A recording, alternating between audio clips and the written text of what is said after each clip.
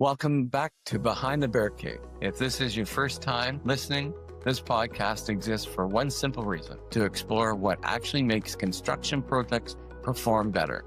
And today's conversation is one I've been especially excited to share. My guest is Jim McNally, a longtime friend and someone I've had the privilege of working alongside for more than 20 years. Jim has been in construction for over 50 years, which is hard to believe when you hear his energy and passion. What that means is he's seen just about everything this industry can throw at you. Jim's background is incredibly diverse. He starts out literally in the field as a rod man on a survey crew, working on bridge projects, nuclear power plants, sewer tunnels, and civic infrastructure. Over the years, his career evolved into retail, grocery, fuel, and large-scale rollout programs, where he's been involved in thousands of projects across North America. And when I say thousands, I'm not exaggerating. At one point in his career, Jim rolled out teams that were opening a store a day. That level of execution doesn't happen by accident. It happens because of discipline, planning, relationships, and uncompromising focus on fundamentals. What I respect most about Jim and why I wanted him on the podcast is that he lived construction from both sides of the table. He's been an ownership. He's been on the tenant side. He's worked for developers. He's worked directly with superintendents and trades in the field. And because of that, he brings a rare perspective: why projects succeed or fail. In this conversation, Jim shares what he's learned about productivity breakthroughs over the decades of experience. And one of the big takeaways is this: productivity doesn't improve because of one tool or one piece of software. It improves when people work as partners instead of adversaries. Jim talks about projects that went best and what they all had in common: strong pre-construction planning, clear expectations, the right people in the room early, and most importantly, trust between the teams responsible for delivering the work. There's a moment in the episode where Jim talks about repurposing old, vacant, big box retail spaces, like Walmart location, and turning them into new productive assets. And the challenge he describes are ones every construction professional will recognize: power distribution issues, loading docks, site constraints, and infrastructure that had never been designed for this purpose. What's powerful is how Jim approaches those challenges, not as problems to complain about, but as puzzles to solve through collaboration and planning. We also get into where projects go off the rails. Jim is candid about the root causes of failure, and he doesn't sugarcoat it. He talks about when due diligence gets skipped, when soil conditions aren't fully understood, when pre-construction shortcuts turn into six-figure change orders later. He shares real examples, $500,000 surprises, and that could have been avoided with more upfront investigation. That's a theme that comes up again and again in this conversation. You can't rush the front end without paying for it later. We also have spent time talking about today's realities: supply chain volatility, long lead times, procurement challenges, and the increasing pressure on schedules. Jim offers a grounded, experienced perspective on how construction managers need to adjust their approach, especially when materials that used to take weeks now take months or longer. One of my favorite parts of this episode is when Jim talks about the importance of being in the field. He shares how often a construction manager really needs to be on site to truly understand what's happening, and why job site reports and cameras, while helpful, will never replace walking the project, talking to the superintendent, and seeing issues before they turn into punchless nightmares. This episode matters right now because our industry is under more pressure than ever. Schedules are tighter, budgets are scrutinized, supply chains are unpredictable, and at the same time, we're seeing a generational shift in the workforce. Jim brings a steady, practical voice to all of it. He reminds us that while tools and technology matter, construction is still a people business, and the projects that perform best are led by people who invest in relationships, communicate clearly, and respect the craft. If you're a project manager, owner, developer, or someone responsible for delivering projects on time and on budget, there's a lot in this conversation that will resonate. Jim doesn't offer shortcuts, but he does offer wisdom earned the hard way. So with that, I'm excited for you to hear this conversation. Let's get into the conversation with Jim McNally and talk about what really drives performance in construction. Hey, welcome to Behind the Barricade, where we explore breakthroughs in construction performance. I'm Jim Christian, the president and founder of cornerstone. And we're excited to have this podcast on the air and really talking real world stuff about what makes a project in construction successful and productive. And today, I'm just thrilled to have my friend of over 20 years, Jim McNally, with us. Jim is with the Dimension Group. We are just thrilled. Jim and I have done lots of things over the years, some which we'll maybe talk about during the podcast, some which we might not.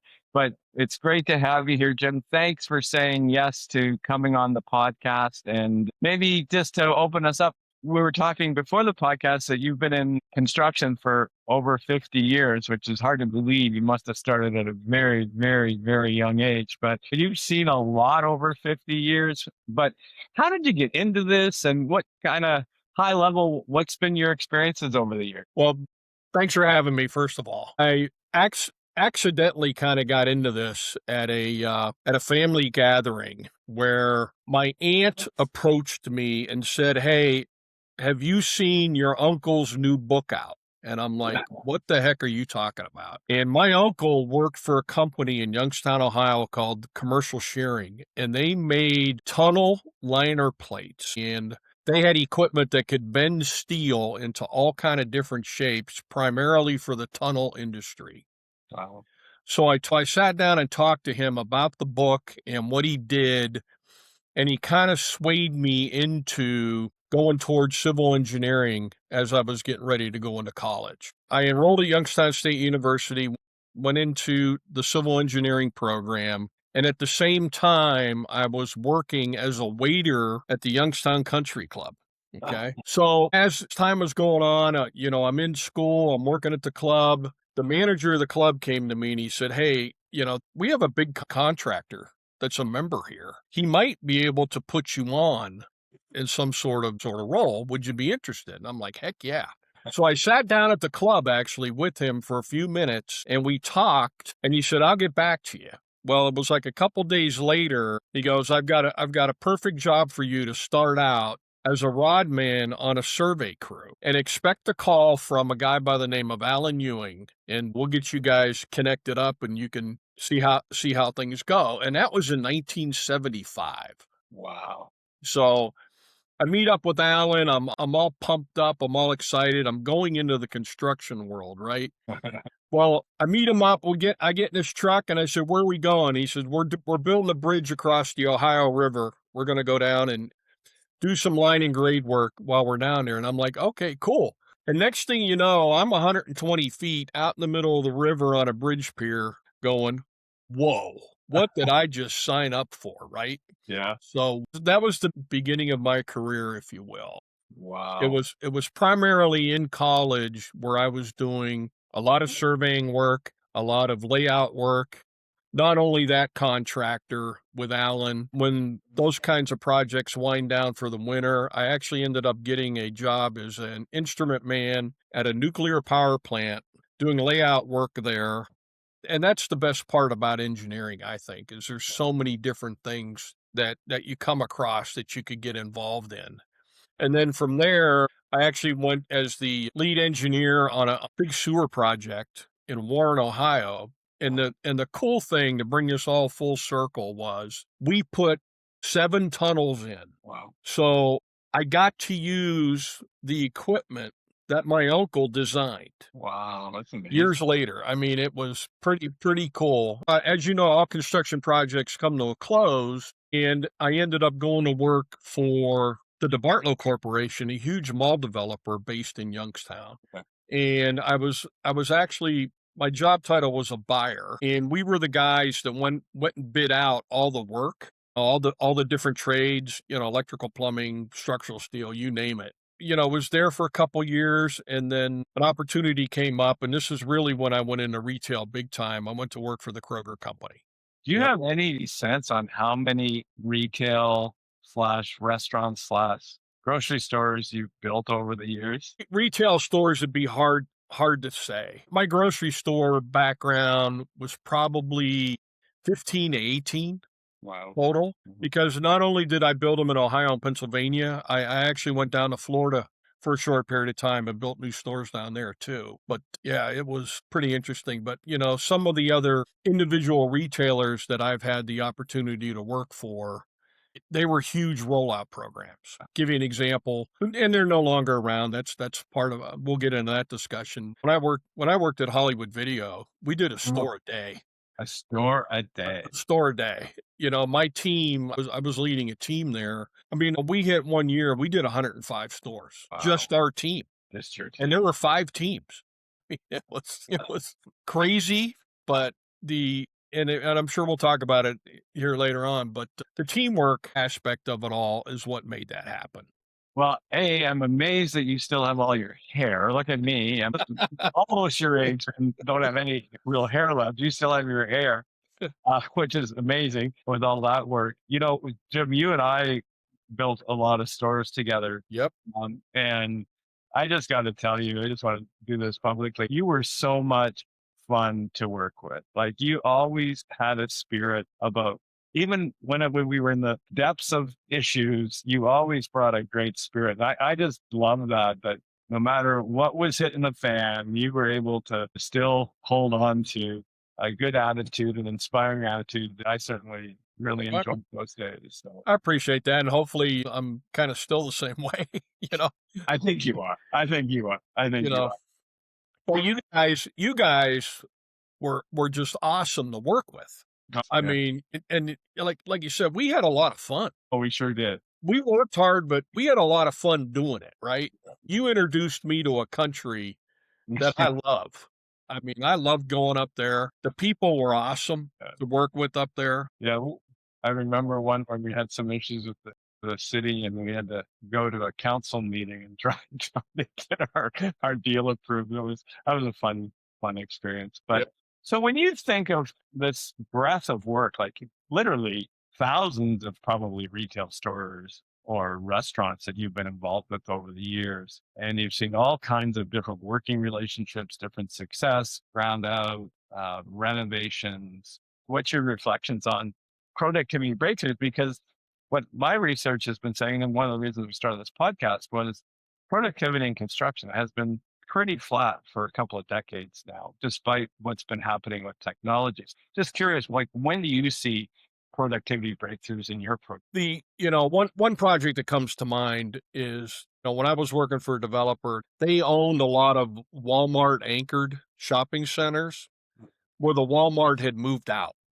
So our role as construction real estate was to repurpose these shopping centers. And it was a lot of fun because we could either tear the Walmart down and build ground up new, or renovate the existing building, convert it.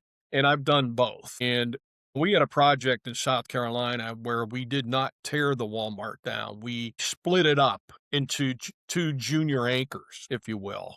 The challenges of that, there's only one loading dock. So who gets the loading dock, right? What junior anchor is going to get the loading dock? All the power's on one side of the building. So how are you going to get it into the other space? Challenges like that were really, really fun to deal with and overcome. I think retail might be flat, but I think the construction business is still pretty solid, personally. I mean, when I would go to Toronto and meet with you guys, I was always amazed at how many tower cranes you guys had up in the city at one time. Cincinnati might have one. And I think one day when we were kind of tooling around the city up there, I think I counted like 17 tower cranes one time in the city of Toronto. I was like, whoa, this place is booming compared to what we've got going on. But yeah. So when you think about a successful project, or when you were talking about what would make it successful, like what would allow productivity to be high in a project like that? Is there an element like the time spent in planning, the picking up your team? Like, when you've seen these really successful projects over the years, what would you say are traits of them that have really stood out for you for productivity? We had to become partners pretty much. And when I say we, it was me in construction with the construction manager of the retailer. We had to become partners. Right. And their goal is our goal, right? So we did a lot of planning. We would get their prototype drawings. We had to make sure that we had the right architects, the right engineers involved, going through the permitting processes, things of that nature, bidding it out to contractors that not only we were comfortable with, but they were comfortable with, and then awarding the job. But a lot of that award tied back to the lease to make sure that everything was hunky-dory relative to cost and rent and all that type of stuff. But the biggest thing was building that partnership with the construction manager of the tenant. Right. Because I had been on that side of the fence. I pretty much knew their role. I almost had to tell them, like, look, I've walked in your shoes, been where you're at, know the kind of pressure you're under. So lean on me. It's whatever you need, we'll get to you. And they turned out well. But again, that partnership, and we'll talk about that more here, I'm sure, but takes those relationships. What do you feel about when you talk about relationships? What's your attitude when you're starting to build a team or build those relationships? A lot of it has to do with personality. It's like when you and I met for the first time, right? You and I didn't know each other from the man on the moon. Yeah. But it's like, okay, let's go have a cup of coffee and let's talk about the project. The conversations will move around. Yeah. One of the things that I like to do with the projects I'm involved with now is really get to know the superintendent that's running the job, because that guy's key, guy or gal. Yeah. Really get to know the superintendent, and if that general contractor has a project manager, even get to know that person very well too, because there's a lot of moving parts to these things, and if that super is in a bind, he needs to know that he can call me anytime. Right. Because he's got people waiting on answers, and that's the purpose of the phone call, and he's going to get an answer or some kind of reaction out of me. Yeah. Yeah, for sure. Yeah, that building that trust, that open line of communication. Absolutely. I had a guy down on a project in Tennessee, not meaning to beat this to death, but he and I met for the first time. We were in a meeting with 5 or 6 other people.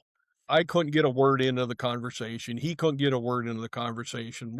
So the meeting ended and everybody left, and I went around the block and I came back. And I said, all right, let's you and I walk around the site for a few minutes, because it's going to be up to me and you. And he goes, okay. And, and I'm walking around and I'm asking him questions and things like that. And then I stopped for a second. I looked right at him and I said, this is the cleanest job site I've ever been on. That was the icebreaker. He goes, wow, I really appreciate that. And I said, and I'm not going to blow smoke or sunshine up your skirt, but if you need anything, you need to call me. Yeah. And we've had that relationship for 3 years. That's great. Yeah. I mean, it takes that kind of partnership. So obviously people might be thinking right now that all Jim McNally's projects are perfect and wonderful and finish on budget or under budget on time. They don't know me very well. So when you see a project not working, when you see the bump and grind, when you see schedules slipping and emotions getting under control and costs getting under control, do you see any similarity? When things go bad, what do you see the reasons for those being? Upfront due diligence work that wasn't done. Mm-hmm. Okay? And I'll give you a couple examples. The projects that I'm working on are petroleum projects. We call them commercial fuel sites, and it's the generic term might be truck stop. Okay. They're 6, 7, 8 acres, huge gasoline out front of a couple thousand square foot convenience store, but in the back is all the tractor trailer portion of the project. And I've got 2 projects right now where, quite honestly, the developer on one bought a swamp. I mean, he had soil borings done and all that, but to me, they didn't do enough. Had they done more borings across the property, some of these issues that we're dealing with today, he would have been aware of them up front. Wow. Would he have moved forward with the project? Would he have bought the land? Hard to say. Right. But I mean, it's a $500,000 change order. Wow. I mean, that kind of stuff just hurts me, and it's not my money. I don't want to deliver that bad news. Yeah. And I've got another project where we warned people about it, because it's in cave country, Kentucky, and you've got all these underground caves and caverns and all this kind of stuff that's down there, and you don't know when or if you're going to hit one. Well, we just got done filling in 7 sinkholes on this property. Wow. To the tune of $200,000.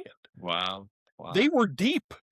Yeah. Wow. But you got to do your homework up front, right? You can't, in my opinion, do enough. When you think of how the world is turning right now with technology and the pressure, do you feel that sometimes we are sacrificing doing the pre-construction work for the sake of the end result, but we kind of sell the future time because it's would be too hard to do that work today or too expensive to do it today, but ultimately we have to pay the piper. But what's your sense on that? Like when you see how things are rolling through your processes? There is a lot of available technology out there, but how reliable is some of it? Right. Right? I went to a seminar one time, and it was a big box retailer, and they built their building on 30-foot by 30-foot grids. Okay, that was the building. Every 30 feet there was a column. Every 30 feet there was a soil board, because they wanted to get the compaction that we need to carry the loads that we're going to have, that type of thing. Right. Some of the other crazy things that have come up, a lot of communities are stressed to the max with stormwater and how to deal with it. And it's coming up with underground detention systems that are very expensive to do, that type of thing. Knowing going in that you're going to have to do that, again, you can budget for it, right? Time of year, construction. I don't got to tell you, you live in Toronto. I mean, coming up out of the ground, that's tough. Right. Yeah. I can remember doing one in Saskatoon. That was like, good grief. We were talking about it back in the beginning. You were handwriting drawings and all of that, and now we have AutoCAD and everything seems to be instant. But what trends are you thinking we need to be paying attention to in the construction field now, when we specifically look through the eye of successful projects, finishing on time, on budget, those kinds of things, and from a performance point of view? What are the trends that you think we should be paying attention to? One of the things that I see as a negative is supply chain. To give you an example, we put 3 or 4 20,000-gallon fuel tanks in the ground on every project. Wow. And there's not very many companies between the US and Canada that build those tanks. When I first started, it was a 12 to 15 week lead time. We're over a year now to get tanks. We build a lot of panelized buildings, buy them from a manufacturer up in Michigan. That has gone from a 6 to 8 week lead time to almost 18 weeks now. And it's even the in-store equipment that we get, because of tariffs and things like that. Not everything's built in the US. A lot of it's Mexico, even overseas in China, even with the tariff thing and all that stuff that's going on. Right. Your procurement department has to be out in front for that. It's definitely unsettled and unpredictable, isn't it? Yep. I mean, quite the architect behind our little store-in-a-box concept that we did. We basically standardized everything. Yeah. And we had 10 stores ready to ship at any given time, and that's why we were able to fly all over Canada like we did. But again, you got to be out in front procurement-wise on everything today. What is your sense of your role as a construction manager, and how much time you need to be spending in the field versus behind your screen or in calls? And what, like, if you had to say, I need to spend X% of my time in the field working, seeing the sites, meeting my site supers, meeting my contractors, meeting my sub-trades, what would you say if a project is being done successfully and is running smoothly, what percentage of your time needs to be spent doing that kind of work? Obviously, if you've got a rollout program, you're going to have a bunch of stores in different phases, right? So you're going to spend more time on the ones that are getting closer to opening than the ones just coming out of the ground. But me personally, I think you need to be on site every 2 weeks, talking to the superintendent, looking at it, feeling it, touching it, smelling it, kind of thing, going, okay, I can tell you, Jim, this is going to come up on a punch list. You're going to want to take care of this right now. because this is going to be a problem for you kind of thing. We have job site cameras now. That's part of the whole technology thing. So you can kind of see what's going on from a 30,000 foot perspective, if you will. Yeah. We get weekly job reports from the supers. But again, having that conversation once every couple of weeks, you see a lot more than it's what's in the job report. You're only going to get what they want to tell you. Yeah. You're only going to see on camera what's in that limited view. We're limited in our roles as to how many visits we can make. Right. But if I had my druthers, I'd be out there a lot more than I am currently. And I will tell you that our company feels the same way about that. Yeah, we do as well. Really believe that pre-construction is critical. You got to start right, knowing as much as you can, and you got to spend time in the field smelling what's going on out there to know, are we tracking, what's the surprises coming up, what do we see next week, 3 weeks, 5 weeks, whatever the schedule is to be proactive and solve that. The other thing that we have as a tool is, when you're doing these rollout programs and you're pretty much repeating what you've built over here again, is a list, and I think ours is about 2.5 pages Excel of every item from start to finish that's going to be critical path. Right. So the superintendent's looking at this going, oh man, I got to get this done to prepare for item number 52 on this list. Or I'll bring that list with me when I do my site visits and go check off complete, not complete, and then say, Jim, what are you doing here? You got it, you're behind, that type of thing. So the guys that follow that do really well, and the ones that don't, they're going to be the guy that's going to spend 8 hours doing a punch list because it's going to come up. Just as we wrap up here, Jim, is there anything else from your perspective that you see as the biggest performance issue facing us in the construction industry right now? Again, I believe it's supply chain. That's got to get worked out. People, you and I are kind of aging out. The younger group don't know, what the college programs are like. My kid, he went to a trade school and now he's operating equipment. He's in the construction industry and he won't be doing that forever. And I've told him, I said, look, you've got a great opportunity ground floor right now. Keep your nose clean, pay attention to the people that are above you, pay attention to the orders that you're given, and you will advance in these companies. So you'll get to that project manager level because you've come up through the ranks. I don't know, I hear there's a lot of openings all over the country in construction, in the trades. Yeah. But it doesn't seem as though that's being pushed hard enough. And if you've got kids that are not too sure about going to college, look at the trade schools. Yep. Well, amazing, Jim. If people wanted to reach out to you after this podcast, want to connect with you directly, what's the best way for people to connect with you? Via email. Okay. It'd be J McNally, McNally @dimensiongroup.com. Well, thanks, Jim, so much. It's always great to see you and spend time with you. And Thank you. Look forward to a project coming up before too long. Hopefully, you never know what can change, what can happen. But thanks so much for being on the podcast and for the friendship that we've shared over the last 20 or so years. Oh no, thank you too as well. Yep. Unbelievable. Well, thanks everyone for tuning in.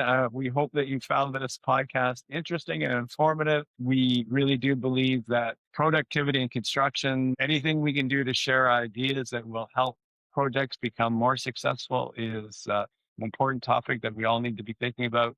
At Cornerstone, we do believe in creating a better journey for our clients, our staff, our project partners, and ultimately the world. And we feel the podcast is part of that journey. There's always twists and turns in it, but we're always dedicated to providing the best possible journey. So thank you for listening.